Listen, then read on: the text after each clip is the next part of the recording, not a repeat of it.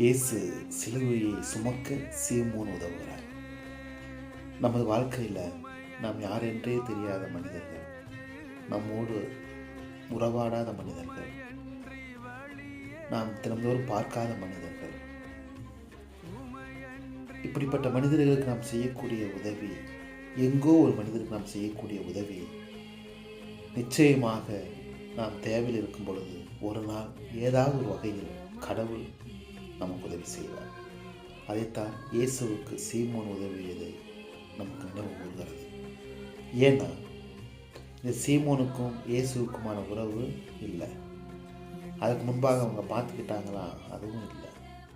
ஆனால் இயேசுனுடைய அந்த இக்கட்டான சிலுவை பாதையில் பயணத்தில் அந்த நேரத்தில் துன்பப்படும் பொழுது சீமோன் யாரென்றே தெரியாத ஒரு நபர் அவரது சிலுவையை சுமந்து அவருக்கு உதவி செய்கிறார்.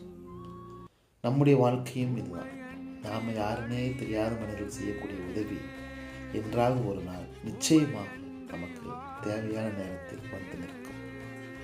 ஆனால் இந்த தவக்காலத்தில் நாம் அதிகமாக நோன்பு காலங்களில் நாம் உண்பதை தவிர்த்து சேமித்து வைத்து அதை ஏழைகளுக்கும் எளியோருக்கும் முடியாதவர்களுக்கும் கொடுக்க வேண்டும் என்று சொல்லப்பட்டிருக்கிறது.